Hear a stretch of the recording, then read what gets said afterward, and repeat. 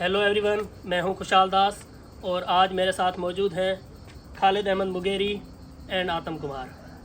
इनसे हम वो तमाम सवालात पूछेंगे जो हज़ारों पाकिस्तानी स्टूडेंट्स के जहन में है कि इटली में कैसे एडमिशन लिया जाए, इटली में कैसे स्कॉलरशिप ली जाए, इटली में कैसे वीज़ा लिया जाए इटली का पाकिस्तान से।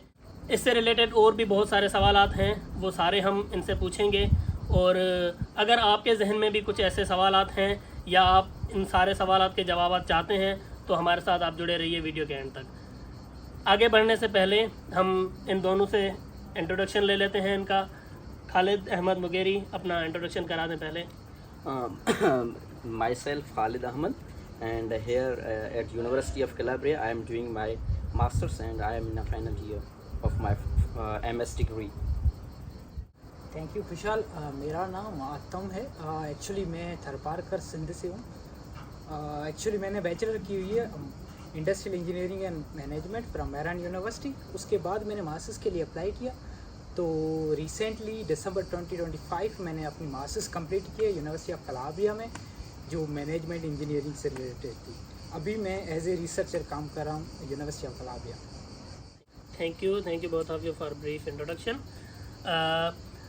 अब हम सबसे पहला सवाल जो सबके जहन में सबसे पहले आता है, जो भी स्टूडेंट्स हैं जिन्होंने बैचलर्स किया हुआ है पाकिस्तान में, कि इटली में कैसे एडमिशन लिया जाए, तो बारी बारी अपना पॉइंट ऑफ व्यू बता दें कि कैसे अगर कोई बंदा चाहता है कि इटली में एडमिशन ले बैचलर्स में या मास्टर्स में। हम स्पेसिफिक मास्टर्स पे फोकस कर रहे हैं, तो आप बैचलर्स का भी अगर आपके पास कोई इन्फॉर्मेशन हो तो बता सकते हैं। तो आप बताएं कि मास्टर्स में कैसे एडमिशन लिया जाए। अच्छा, सबसे पहले तो ये है कि जो भी आपका फील्ड है उससे रिलेटेड देखिए, आज के टाइम में, आज के ज़माने में तो इन्फॉर्मेशन के हिसाब से तो कोई बड़ी बात नहीं है कि आप इन्फॉर्मेशन कैसे लेंगे। आपको क्या, आप अपना जो है अपने फील्ड से रिलेटेड टारगेटेड यूनिवर्सिटी जो है वो कैसे फाइंड आउट करेंगे, आज के टाइम में ये बड़ी बात नहीं है। क्योंकि सिंपल हो, आपका ChatGPT हो या आपका जेमिनी हो, कोई भी हो इस किस्म का आप जो टूल आजकल के AI टूल्स हैं, तो उसमें आप जस्ट अपना जो फील्ड है वो आप लिखें और उसमें आप कहें कि मैंने मास्टर्स के लिए फ़लाँ कंट्री में अगर आप इटली के लिए अप्लाई कर रहे हैं तो उसके लिए आपने जस्ट उनको प्रॉम्प्ट देनी है कि मैंने मास्टर्स के लिए इटली में अप्लाई करनी है और मैं इस फील्ड में एडमिशन लेना चाहता हूँ। तो वो आपको ओवरऑल जो भी लिस्ट है वो आपको प्रोवाइड करेगी, तो वहाँ से आप देखें फिर और स्पेसिफिक यूनिवर्सिटी देखें, क्योंकि वो तो आपको जनरल लिस्ट देगी कि यहाँ आपकी जो है वो आपका जो फील्ड है वो अवेलेबल है और आप उसमें अप्लाई कर सकते हैं। तो देन आप उस यूनिवर्सिटी के पर्टिकुलर साइट पे जाएं और फिर उसमें आप जाके ऑनलाइन अप्लाई करें। और प्रोसीजर अप्लाई करने का बहुत स्ट्रेट फॉरवर्ड और बहुत सिंपल है। Thank you Khalid. आतम, आप कुछ ऐड करना चाहते हैं इसमें? श्योर कि मैं कुछ चीज़ें ऐड करना चाहूँगा, क्योंकि खालिद ने बहुत सारी चीज़ें तो पहले बता दी हैं कि क्या करना चाहिए, कैसे एडमिशन लेनी चाहिए, कैसे यूनिवर्सिटी सर्च करनी चाहिए। मगर मैं कुछ चीज़ें ऐड करना चाहूँगा। सपोज़ करें कि हम लोग जैसे पाकिस्तान में होते हैं, बैचलर्स डिग्री कर रहे हैं, तो हमें नहीं पता कि चलो हमारा गोल क्या है।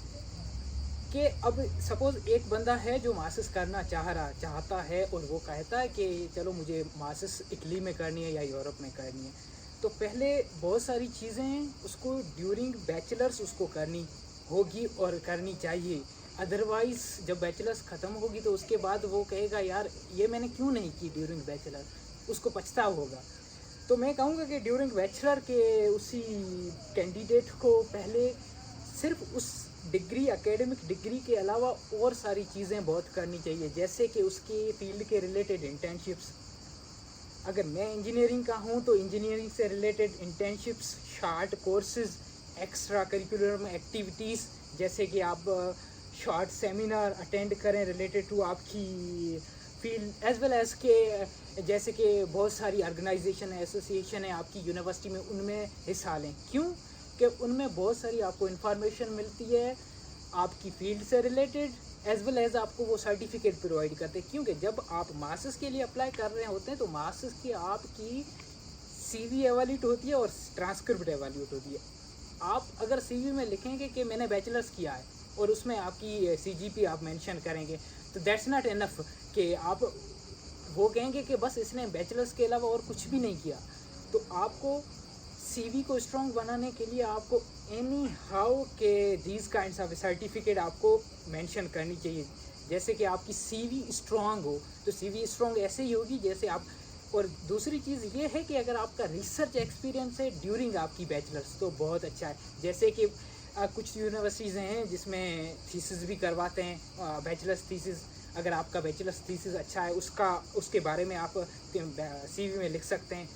अगर आपकी कोई पब्लिकेशन है आपने की है उसके बारे में लिख सकते हैं, क्योंकि जब आप मास्टर्स के जो एवेल्यूट करते हैं ये आपकी सीवी तो कहेंगे ये कैंडिडेट पहले से इसको रिसर्च आती है या एटलीस्ट इसने कुछ ना कुछ इस रिसर्च एक्टिविटीज़ में इन्वॉल्व हुआ है, तो ये ज़्यादा मैटर करती है।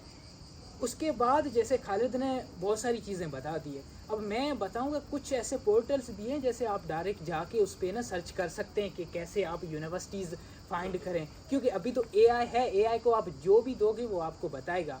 मगर एआई के अलावा सपोज आप किसी यूनिवर्सिटी ऑफ इटली, एक पोर्टल है जो स्पेसिफिक इटालियन यूनिवर्सिटी के लिए, आप उसके जाके जस्ट सर्च करेंगे तो जो भी एडमिशन्स जिन भी यूनिवर्सिटीज़ में ओपन होगी वो उधर होंगी।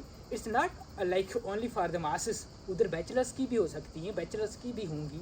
और दूसरा एक पोर्टल है पीका भी इटालियन यूनिवर्सिटीज़ का पोर्टल है। जो भी इटालियन अपनी हर एक यूनिवर्सिटी, सारी यूनिवर्सिटीज़ उधर पढ़ी हैं, आप यूनिवर्सिटी को फ़िल्टर करेंगे तो हर एक यूनिवर्सिटी के हिसाब से अगर उसने जो भी चीज़ एडवर्टाइज़ की हुई है तो उधर पढ़ी है। तो ये दो अच्छी सी वेबसाइट हैं जो आप उसको एक्सप्लोर कर सकते हैं।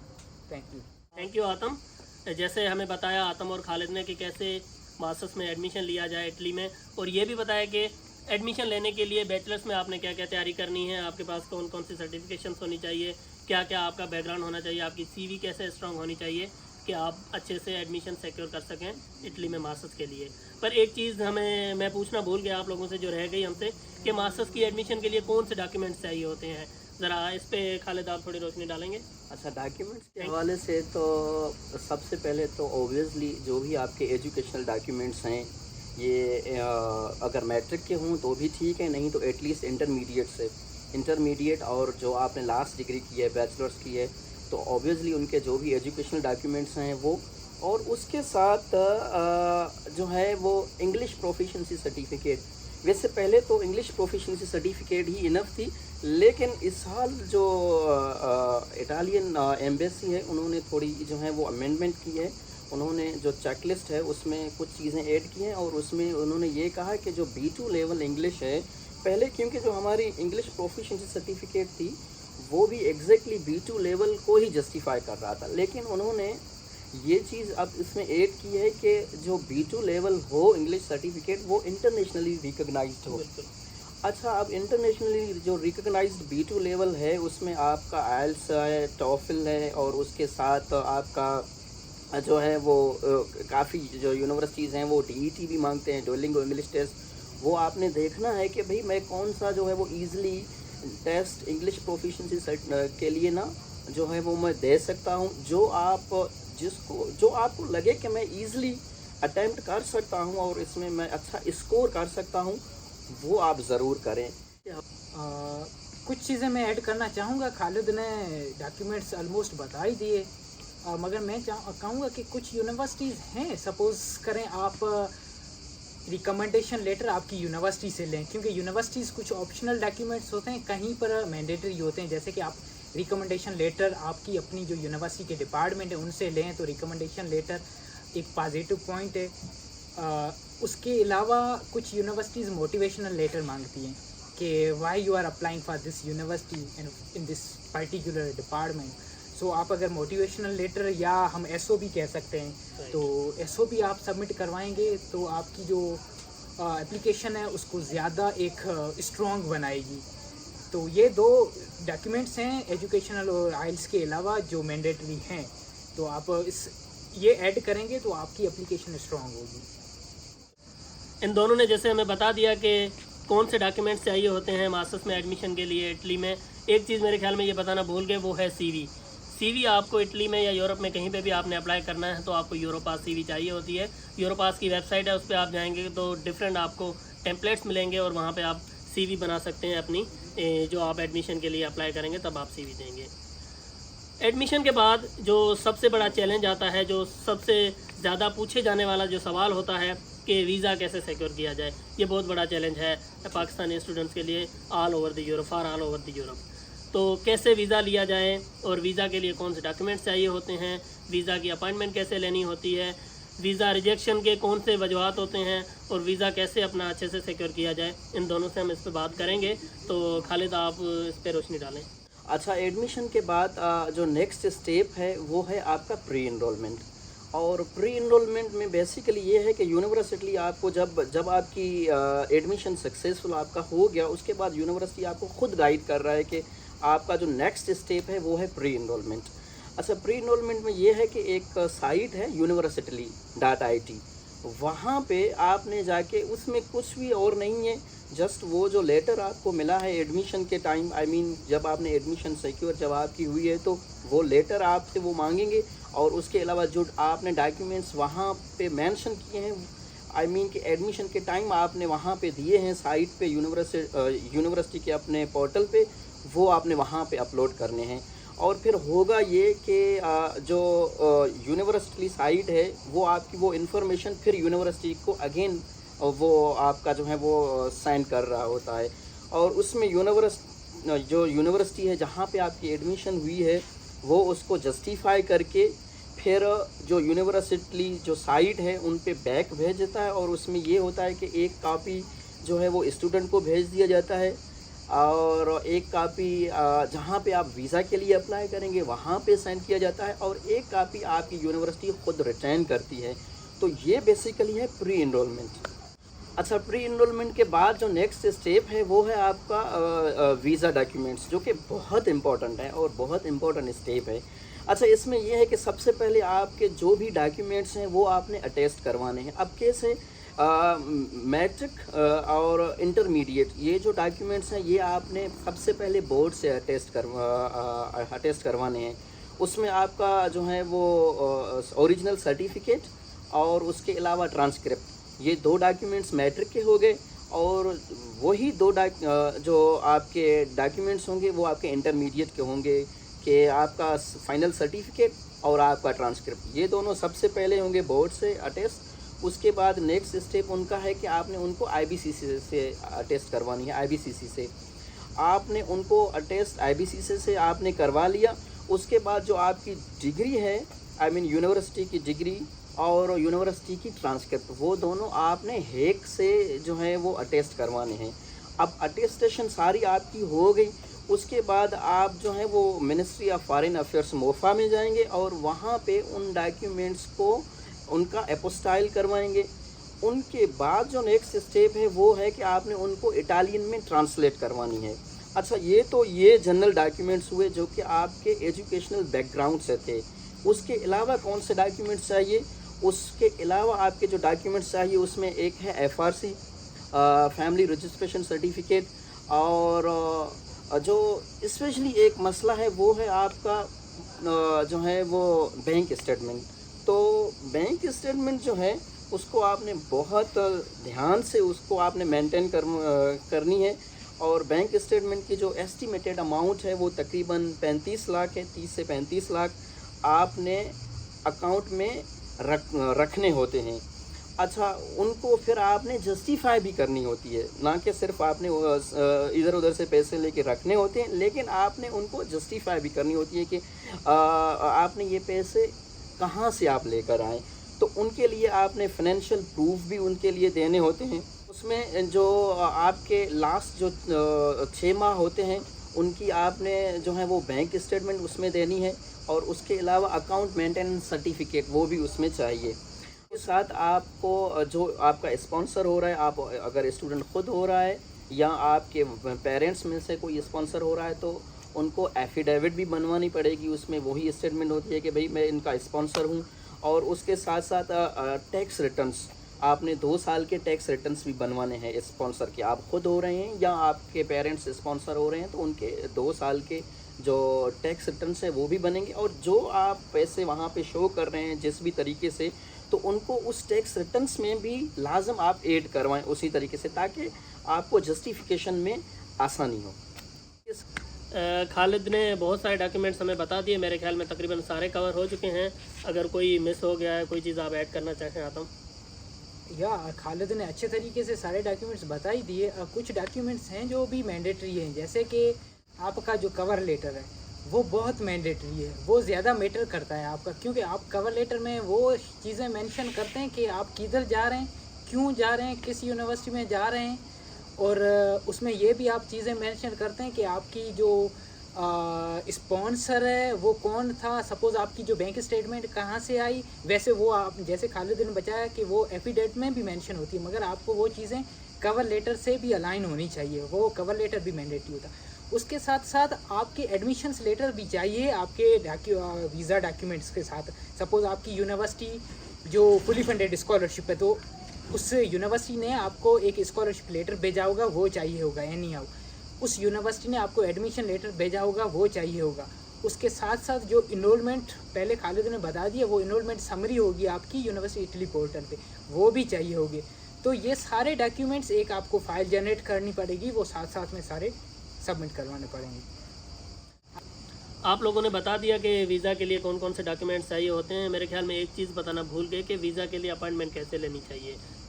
अच्छा, अपॉइंटमेंट के लिए जो है वो आपने एक साइट है BLS, तो वहाँ पे आप जाके ना अपॉइंटमेंट लेंगे। अब उसमें ये है कि जो सिंध और बलूचिस्तान से हैं वो कराची जो काउंसलेट है वहाँ के लिए अपॉइंटमेंट लेंगे, और बाकी के जो भी प्रोविंसेस हैं, जो भी स्टूडेंट्स हैं, वो सारे BLS इस्लामाबाद जो है वहाँ पे अपॉइंटमेंट लेंगे। लेकिन आज अभी तो उन्होंने जो है वो जो इस्लामाबाद एम्बेसी है उन्होंने तो स्ट्रेट फॉरवर्ड कर दिया, उसमें स्टूडेंट्स को खुद जो है वो अपॉइंटमेंट लेनी नहीं पड़ती, वो खुद असाइन करते हैं।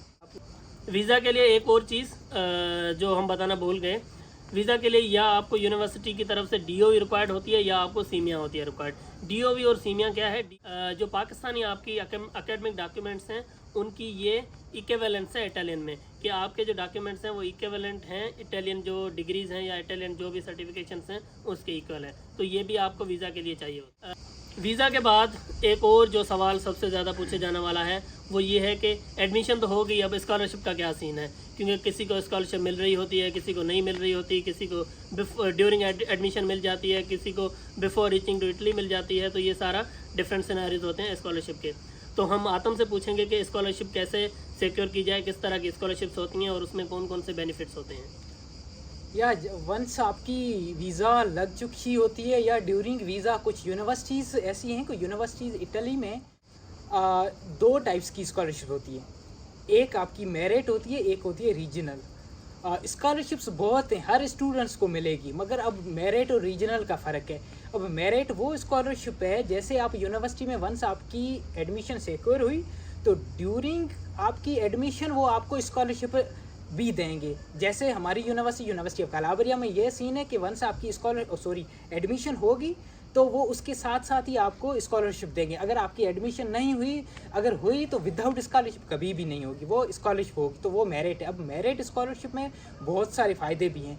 आप पाकिस्तान में बैठे होते हो या कहीं और भी बैठे होते हो, वंस आपकी स्कॉलरशिप हो गई तो आपको रूम देते हैं, इधर आपको असाइन कर देते हैं, आप आके आपकी कीज़ उठाते हैं, आपको मेंसा देते हैं। मेंसा मीन्स कैंटीन जो होती है जिस पे आप फूड अपना ले सकते हैं, वो आपका 2 टाइम का फूड होता है, वो आप भी इधर से ले सकते हैं। वो जो ये ज़्यादा एक फैसिलिटीज़ होती हैं आपकी मेरिट में।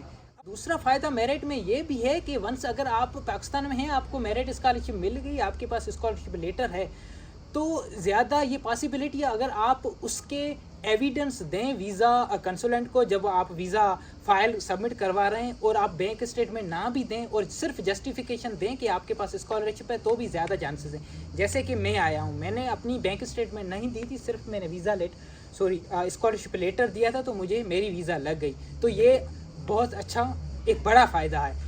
अब आते हैं रीजनल स्कॉलरशिप पे। रीजनल स्कॉलरशिप क्या, उसका मतलब ये है कि हर रीजन के हिसाब से। अब रीजन का क्या मतलब है, जैसे हम पाकिस्तान में है कि भाई एक रीजन है, Sindh kind of a region है, तो ऐसे सिंध है या बलूचिस्तान है या जो भी है, इधर भी एक रीजन है। हर एक यूनिवर्सिटी एक स्पेसिफिक रीजन में आता है। अब उस रीजन की पर्टिकुलर स्कॉलरशिप ओपन होती है, उसकी एक स्पेसिफिक डेट होती है, उसमें आप अप्लाई करते हैं। उसमें एक पर्टिकुलर डॉक्यूमेंट्स रिक्वायर होते हैं, जैसे कि आपका होगा इनकम सर्टिफिकेट जो FBR से आप पाकिस्तान में लेके आ सकते हैं। उसके अलावा आपका FBR होगा, वो डिपेंड करता है कि आपकी यूनिवर्सिटी और पर्टिकुलर रीजन की स्पेसिफिक रिक्वायरमेंट क्या है। तो उसके रीजनल स्कॉलरशिप में अमाउंट सेम होगा जो आपकी मेरिट स्कॉलरशिप में है, मगर रीजनल स्कॉलरशिप में आपको अलहदा अप्लाई करना पड़ेगा। उसके बाद एक रैंकिंग लिस्ट लगेगी पूरी ओवरऑल यूनिवर्सिटी में, जो एक सेमेस्टर के बाद होगी। आप इधर आएंगे, पढ़ेंगे, उसके बाद आपकी वो रैंकिंग लिस्ट लगेगी, उस रैंकिंग लिस्ट में नाम आएगा। Then you like we are 100% sure कि हमें वो मिलेगी, मगर सीन ये है कि आपको जो रिक्वायर्ड डॉक्यूमेंट है वो एनी हाउ सबमिट करने चाहिए। तो ये रीजनल और मेरिट स्कॉलरशिप में फ़र्क है। जैसे कि आतम ने हमें बताया कि स्कॉलरशिप बहुत ज़्यादा होती हैं यहाँ पे, जैसे मेरिट वाली स्कॉलरशिप है, रीजनल स्कॉलरशिप है, तो सबको स्कॉलरशिप मिलेगी जो भी मास्टर्स में यहाँ पे एडमिशन ले रहे हैं। बस आपके पास जो आपके डॉक्यूमेंट्स हैं वो ऑथेंटिक होने चाहिए, सही होने चाहिए और प्रॉपर आपने सबमिट किए हुए हों इनकी जो रिक्वायरमेंट्स है वहाँ पे। तो एक और चीज़ जो सारे पाकिस्तानी स्टूडेंट्स हैं जो पाकिस्तान में हैं वो देख रहे होते हैं कि जो ये मास्टर्स वाले बच्चे हैं ये कैसे, मास्टर्स तो इटली में करने गए थे, कोई बेल्जियम बैठा हुआ है, कोई जर्मनी बैठा हुआ है, तो डिफरेंट जगहों पे कैसे बैठे हुए हैं ड्यूरिंग देयर एजुकेशन। तो ये क्या सीन है, कौन सी स्कॉलरशिप्स हैं, क्या सीन है, तो काइंडली आतम इस पर आप थोड़ा बता दें हमें। या ये आप यूरोप या स्पेशली इटली पहुंच के आपके बहुत मज़े होंगे, क्योंकि जो यूनिवर्सिटी आपकी ना वो बहुत सारी यूनिवर्सिटी और यूरोपियन यूनियन वो आपको बहुत सारे पैसे देती है। उसको अगर PKR में कन्वर्ट करो तो आप बहुत अमीर हो जाएंगे।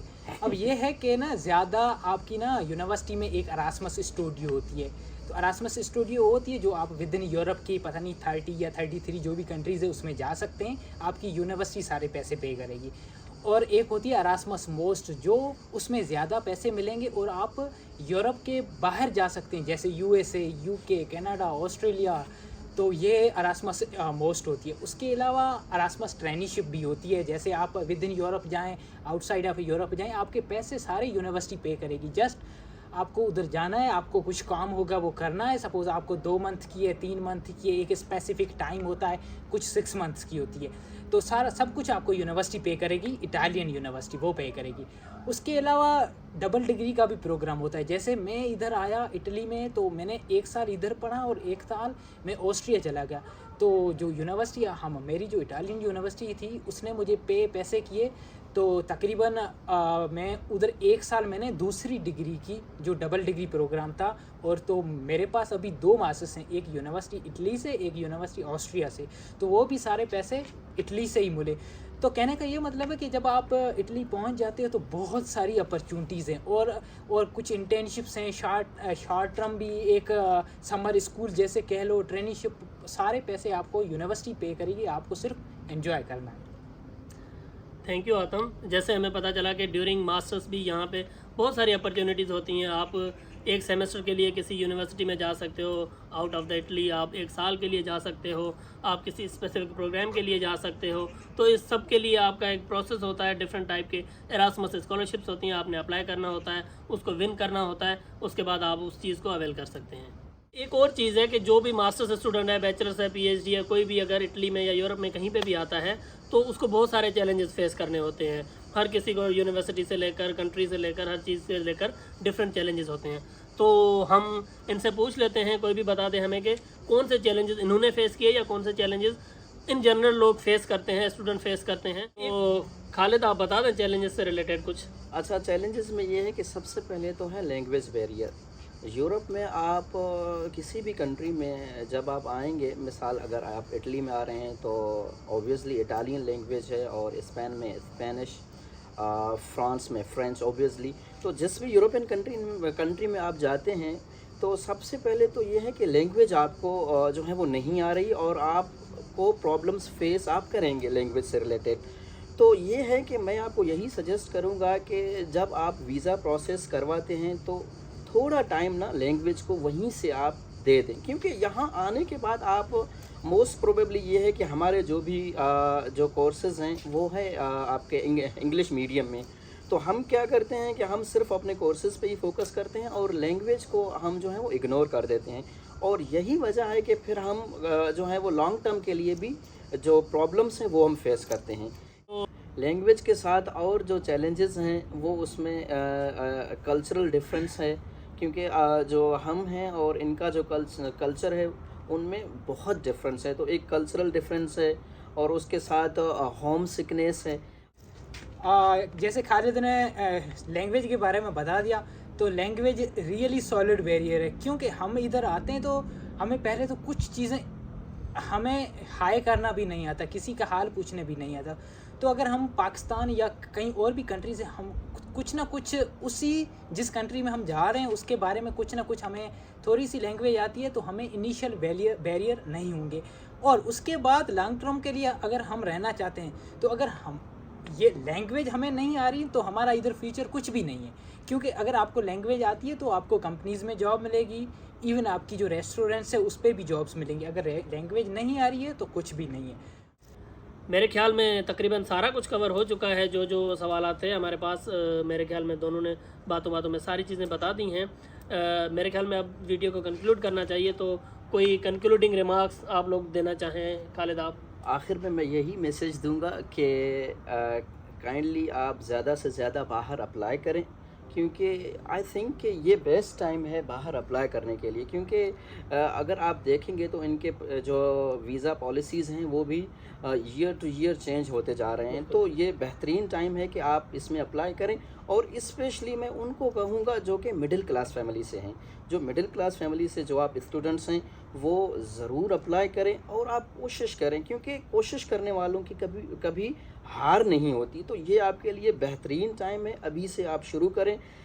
क्योंकि आप देखें ना, अगर हम जनरली देखें तो पाकिस्तान में जो मिडिल क्लास फैमिली से जो भी स्टूडेंट्स हैं बेचारे, वो किसी न किसी स्कूल में, किसी कॉलेज में ऐसे टीचिंग कर रहे हैं। 50-60 हज़ार पे अपनी ज़िंदगी जो है वो वहाँ पे ज़िंदगी का जो बेहतरीन उनका वक़्त है वो वहाँ पे जो है वो ज़ाया कर रहे हैं। तो इसीलिए उनको छोड़ें, अपने मुस्तकबिल को देखें, और ये आपके लिए बेहतरीन रास्ता है मेरे ख्याल में। तो बिल्कुल खालिद, जैसे आपने कहा, ये रियली बेहतरीन रास्ता है, क्योंकि हम लोग उधर सिर्फ 60 हज़ार में कुछ भी नहीं होता। इधर यूरोप में बैठ के जब आप यूरो को PKR में चेंज करोगे तो आपके 60 हज़ार एक दिन में ही बन जाएंगे। तो एक वो कहते हैं ना कि आप शॉर्ट टर्म का फ़ायदा ना सोचें, लॉन्ग टर्म का सोचें। अगर आप उसी टाइम वीज़ा के टाइम या आपकी एडमिशन के टाइम किसी से पैसे लेके भी इधर पहुंच जाएंगे तो आपका एक मंथ में जो पीछे अगर 20 लाख का भी आप पे कर्जा होगा ना वो उतर जाएगा, कोई इशू नहीं है। वंस आपकी स्कॉलरशिप मिल गई तो सब कुछ एक सेट हो जाएगा। तो मैं भी यही सजेस्ट करूँगा कि ज़्यादा से ज़्यादा अप्लाई करें। और मोस्टली ये मैं कहूँगा कि इटली में जो साउथ साइड है, साउदर्न, उधर स्कॉलरशिप तो बहुत है मगर सिंधी लोग बहुत कम आते हैं। पता नहीं क्यों, या तो उनको पता नहीं है इन चीज़ों का, या तो वो एक इग्नोर कर रहे हैं। एक हमारी पाकिस्तानियों की एक मेंटलिटी है कि किसी को हम कहते हैं कि यार मुझे ना अप्लाई करना, मुझे गाइडेंस दो। मगर गाइड हर कोई करेगा, मगर आपके लिए ज़्यादा टाइम नहीं निकालेगा कि आप को फॉर्म भी फिल करके दे, आपको हर एक चीज़ बताएगा। तो आप कोशिश करें अपने ज़्यादा से ज़्यादा एक जो बंदे इधर पाकिस्तानी जो इटली में या यूरोप में बैठे हैं उनसे कांटेक्ट करें, उनको बोलो कि हमें अप्लाई करना है। वो आपको डॉक्यूमेंटेशन बताएंगे, आपको प्रोसेस बताएंगे, इवन एडमिशन कब ओपन होती है वो भी बताएंगे। आपको सिर्फ प्रोसेस फॉलो करना है, अप्लाई करना है। स्कॉलरशिप बहुत, अपॉर्चुनिटीज़ बहुत, फ़ायदे बहुत, जस्ट आपको एक स्टेप फॉरवर्ड होना है। आपका जो कंफर्ट जोन है अभी पाकिस्तान में है उससे निकल के सिर्फ आगे बढ़ो। मेरे ख्याल में बहुत अच्छा बता दिया दोनों ने। बहुत सारी साइट्स का बताया है कि कौन कौन सी साइट्स हैं, जैसे सीमिया के लिए या प्री इनरोलमेंट के लिए, या जो भी साइट्स हैं, कहाँ पे आपने कैसे कैसे प्रोसेस करना है, वो सारा हम वीडियो के डिस्क्रिप्शन में डाल देंगे। और मज़ीद भी आपको कोई भी सवाल हो तो आप इधर कमेंट करके पूछ सकते हैं, हम आपको बिल्कुल प्रॉपर रेस्पॉन्स करेंगे और आपको गाइड करेंगे हम। और इन दोनों का भी मैं कॉन्टैक्ट वीडियो के डिस्क्रिप्शन में ऐड कर दूंगा। इनसे भी आपको कुछ भी पूछना हो इन फ्यूचर तो आप इनको ईमेल करके कॉन्टैक्ट करके पूछ सकते हैं। Thank you both of you for joining. You are welcome. Thank you Kushal, you are welcome. मेरे